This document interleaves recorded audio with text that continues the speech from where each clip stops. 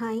இன்றைக்கி வந்துட்டு எங்கள் அம்மா தான் டின்னர் செய்ய ஆரம்பித்தாங்க. நைட்டுக்கு தோசையும் முள்ளங்கி சட்னியும் அரைக்கலான்னு சொல்லி ரெடி பண்ணிகிட்ருந்தோம். பார்த்திங்கன்னா, நான் இதுக்கு முன்னாடி முள்ளங்கி சட்னி செஞ்சதில்ல. ஸோ அம்மா தான் செய்ய ஆரம்பித்தாங்க. ஃபஸ்ட்டு உளுந்து பருப்பை நல்லா எண்ணெய்லாம் எதுவும் ஊத்தாம ட்ரையாக ரோஸ்ட் பண்ணி எடுத்து வச்சுக்கிட்டாங்க. அதுக்கப்புறம் ஒரு பேனில் ஆயில் விட்டு பெரிய வெங்காயம், வரமிளகா, முள்ளங்கி 3 ஆட் பண்ணி நல்லா வதக்கணும். முள்ளங்கி வந்துட்டு இந்த ஆயிலே நல்லா வதங்கி வெந்து வரணும். அதனால பொறுமையாக ஸ்லோ ஃப்ளேமில் வச்சு நல்லா வதக்குங்க. முள்ளங்கி நல்லா வெந்ததுக்கப்புறம் கடைசியாக கொஞ்சமாக புளி, 1 கப்பு துருவின தேங்காய் ஆட் பண்ணிவிட்டு ஆஃப் பண்ணிடுங்க. அதுக்கப்புறம் ஆறந்தும் வறுத்து வச்ச உளுந்து பருப்பு அண்டு வதக்கி வச்ச முள்ளங்கி போட்டு அரைச்சி எடுத்தோம்னா முள்ளங்கி சட்னி ரெடி. முள்ளங்கியோட ஸ்மெல்லே தெரியாத அளவுக்கு நல்லா இருந்துச்சு. முள்ளங்கி சாப்பிடாதவங்களுக்கு இப்படி செஞ்சு கொடுங்க, நல்லாவே சாப்பிடுவாங்க. ஹஸ்பண்ட் கொஞ்சம் சீக்கிரமாக வந்ததால் நெய் தோசை, முட்டை தோசைன்னு சூடாக சுட்டு கொடுத்தா, நீ சுட்டு வச்சுட்டு நான் அப்புறமா சாப்பிட்டுக்கிறேன்னு சொல்லிட்டு ஆறுனதுக்கப்புறம் தான் சாப்பிட்டாங்க.